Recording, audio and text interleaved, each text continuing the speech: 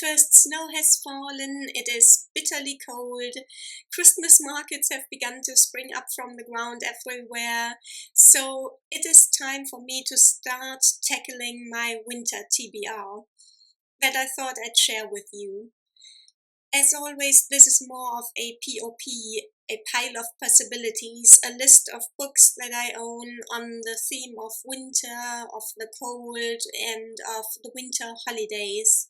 This is not an end of the year TBR, it is a TBR for the whole season, but as you will see, some of the books on my pile are definitely linked to the holiday season and should be read before the end of the year. It is not a huge pile, but it is a very diverse one. I have classics on here, science fiction, horror, historical fiction, and just general fiction. Let's start with a classic, which is one that I actually only have to finish, although finish is a bit of a euphemism because I've only read one chapter so far, last winter season.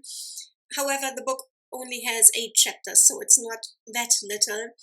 It is Eugene Onegin. This story obviously takes place over a large span of time. However, I always associate winter with it because of the famous duel scene between Onegin and Lenski, which takes place during winter in the snow. And I think some of the scenes in St. Petersburg take place during wintertime too.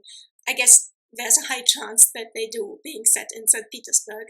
I have seen adaptations of this story so many times. I've seen the opera once and the ballet 3 times, so it's really high time that I finished reading the original text already, although original is debatable because I'm obviously reading it in the English translation here, translation by Stanley Mitchell, which so far I think is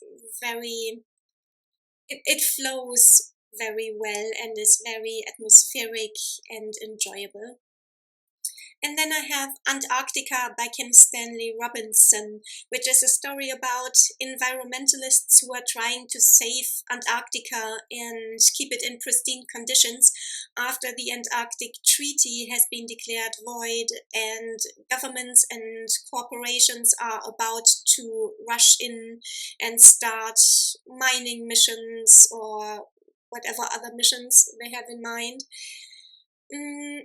I'm not sure if this is sci-fi. I was under the impression that it was when I bought it, but I haven't read anything in the descriptions of this book since that would make me think that it is sci-fi. I just assumed it was because it is by Kim Stanley Robinson after all.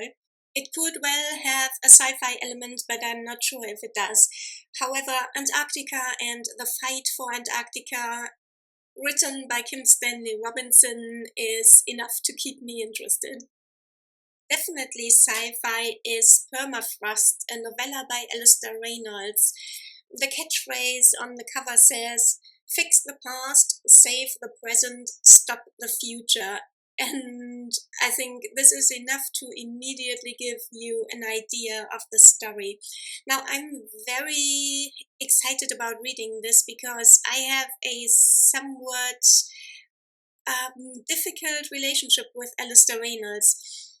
I've read 2 novels of his, and with both of them I've had problems. In one case, the problems were of a narratological kind, which is kind of an immediate death sentence for a novel to me. However, on the other hand, I enjoy his storytelling, his characters, so I enjoy reading his stories, which makes it all the more disappointing when some huge problem appears that destroys it all for me. But so this is why I hope that this novella will be the turnaround.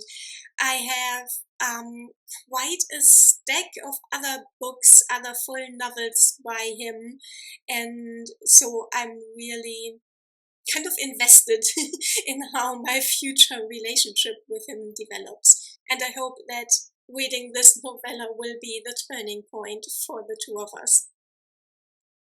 Switching to historical fiction, Midwinter by John Buchan is a story set in 18th century Scotland, and it is a story about a protagonist who is a confidant of Bonnie Prince Charlie's and discovers that there is a traitor in their midst, and he uncovers a plot against the prince's life. I ironically love stories about Bonnie Prince Charlie because of the cheesiness that always comes with them. So I am all here for this, even though I haven't enjoyed John Buchan and his style of storytelling in the past. But I hope that the Bonnie Prince Charlie-ness of this one will eclipse everything else. The next book has perhaps the flimsiest connection to the winter season. I'm not sure if it's much more than the title and the position. It is The Winter King by Bernard Cornwell, which is the first book in the Warlord Chronicles, which is Bernard Cornwell's King Arthur retelling. I'm really curious to read a no-nonsense historical retelling of the King Arthur myth. And I've never read Bernard Cornwell before. His most famous series are, of course, the Sharp books. And when it comes to Age of Sail, I have come from the opposite direction. I've come from O'Brien and Forrester. So I've experienced these stories from the point of view of the sailors and the naval officers. As I understand it, there is or was not a lot of love lost between these two groups. The side of the Marines, which is Sharp, and the side of the Navy, which is Captain Aubrey, Stephen Maturin, and Horatio Hornblower. But anyway, so although I do love Age of Sail stories, I've never read the Sharp books before, and I've never read Bernard Cornwell before. So this will be my first experience with him, and I so hope it is a good one. Then more in the classics corner, we have Ice by Anna Kavan, which is the story, I think, of a man following/hunting a woman through a post-apocalyptic, ice-cold, barren landscape. I'm not sure if the woman is actually real or if she is a figment of his imagination or maybe a ghost from his past. I do hope, though, that she is not a depressing version of a manic pixie dream girl, which could well be the case even though the book was written by a woman. But anyway, sometimes cold and barren landscape is enough to catch my interest. The Ice Castle by Tarjei Vesaas is the story of a young girl who gets lost and her friend who goes in search for her. And I think it is a story filled with symbolism and about the human condition and interpersonal connection and relationships. It will be almost my first work of Norwegian fiction that I have read. I have read Sophie's World, but I don't know if you really want to call that fiction. But even if you do, I wouldn't count it anyway. So this was going to be my first real work of Norwegian fiction, and I'm very much looking forward to it. It comes with praise from Doris Lessing on the cover, who is kind of the queen of difficult interpersonal relationships and connection or lack thereof. So I have high hopes when it comes to this one, and I hope it will be a very atmospheric read as well. The cover certainly bodes well. The last of my non-holiday themed books is non-fiction. It is Winterworld by Bernd Heinrich, a book all about the strategies that have evolved with which animals can not only survive but even thrive in harsh conditions, in cold and barren landscapes, without a lot of food and without a lot of shelter in many cases too. This edition comes with a lot of lovely drawings of plants and animals and winter scenes, so this is going to be a real treat to read. Another real treat, I hope, is Christmas and Other Horrors, a winter solstice anthology edited by Ellen Datlow, and it contains stories by, among others, Alma Katsu, Garth Nix, Tanana Review, Stephen Graham Jones, Josh Mailerman, John Langan, and I'm so happy that I got this used but in pristine condition because the cover is phenomenal. I love the little Krampus here, and there's another one. I'm writing a Krampus story at the moment, actually, so I'm very happy to see them here, and I love seeing them everywhere. I hope there actually is a Krampus story in here, and I hope it is a good one. Drei Männer im Schnee, Three Men in the Snow by Erich Kästner has apparently been turned into an internationally known movie, but I've never heard of it. I picked this up either in a little free library or at a used book market for very little money. And it is a comedy of manners, much like another book by Erich Kästner that I picked up in the summer of 2024 when I visited the town where it is partially set, and the bookstore there had it on display. And I loved that one. Der kleine Grenzverkehr, it is called, and I hope that this is again going to prove a very lucky find. It is the story of a millionaire who goes on a winter holiday undercover. I think he takes his butler, but nobody and nothing else. However, I don't know, either the press or the public or both catch wind of it and follow him there, but end up mistaking a normal guy for the millionaire. And these are the three men, I think, the three men in the snow, the millionaire, his butler, and the guy who gets mistaken for the millionaire. This is set at or around Christmas, so I will be reading this closer to the holidays. And I intend to read The Woods at Midwinter by Susannah Clarke on the day of the winter solstice. And I do have a copy of this book, which I think is very important because of the pretty illustrations in it. However, I don't have it with me at the moment, so that's why I'm only showing a picture. Susannah Clarke is, I don't know if I can call her a favorite writer, but she wrote one of my all-time top 5 favorite books, Jonathan Strange and Mr. Norrell, and Piranesi is at least in my top 10, if not also in my top 5 favorite books. I haven't loved her short story collection, The Ladies of Grace Adieu, so that doesn't bode well for this short story. The Woods at Midwinter is also effectively a short story, but all the same, I think that it will be a nice reading experience, if only for the nice illustrations in the book. Neujahr, New Year, by Juli is probably going to be my first read of next year.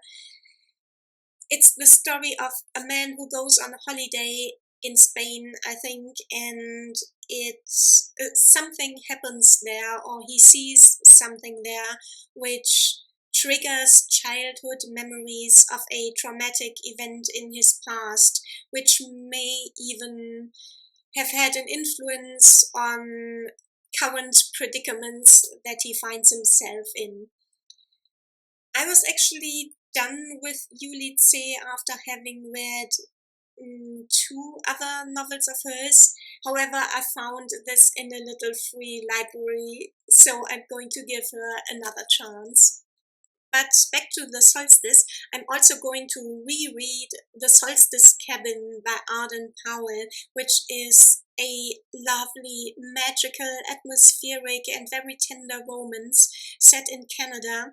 A young man follows his best friend, whom he is also in love with, who has just left without prior announcement to return to his ancient tribal land in Nunavut, and the protagonist can't accept being left behind, so he follows him there on his own. And this is also set in the past, I'd say, at the beginning of the 20th century or the turn of the century. So it is quite a hard, long, and dangerous journey up there from wherever he sets out. I don't know, Toronto maybe. But in the end, the story is full of cottage coziness and slight magic and the stars and the northern lights and wolves and a husky and all those good things. But one of the first books that I'm going to read, and I will have had to have read the Sunday after next, is The Night Before Christmas by Nikolai Gogol, because I'm going to see the opera by Rimsky-Korsakov the Sunday after next. And I am all here for demonic shenanigans written by Gogol. Unfortunately, this book has a horrible print-on-demand format. However, I read the samples that I could find of different translations online, and this is one of the rare occasions in which I actually preferred an older translation, and so I chose this edition in spite of the format because the translation was more important to me. And I guess I will survive. So this is the last of my holiday-themed reads. Let's talk for just a minute about some other books that I want to read or have read by the end of the year. I have just started reading The Witchwood Crown by Ted Williams, which is book 1 in the 4-book series called The Last King of Osten-Ard, which is a sequel series to Memory, Sorrow and Thorn, one of my all-time favorite fantasy stories. I love being back in this world and with some of the old characters. However, the way the book is formatted makes it extremely exhausting to read. The font is tiny and the lines go on forever, so it's very exhausting to read, especially since I prefer reading books like this at night in bed before going to sleep. And it's just physically so hard to read. So that has made going through it quite a slog so far. I hope that my willingness to undergo this torture is going to increase when the story picks up and is getting more exciting and the stakes are getting higher. At the pace at which I'm going now, I am not going to finish this book this year or even next year, but I hope that changes soon. Another book that I really, really want to finish is Porn and Frankincense by Dorothy Dunnett, which is the 4th book in the Lyman Chronicles. I have actually read quite a large chunk of it already. I've read up to page 174, but I had to take a break because I think that with this book we've crossed the border into torture porn. However, this first chunk of the book was almost only a setup for the rest of the story and the rest of Lyman's journey into the eastern part of the Mediterranean. So I hope that the tone of the book is going to change a bit from now on and is going to get a bit more, a bit more or less sensationalist from now on. I really hope so. I'm so invested in this character and some of his companions. And Dorothy Dunnett is just one of the most intelligent writers that I have ever come across.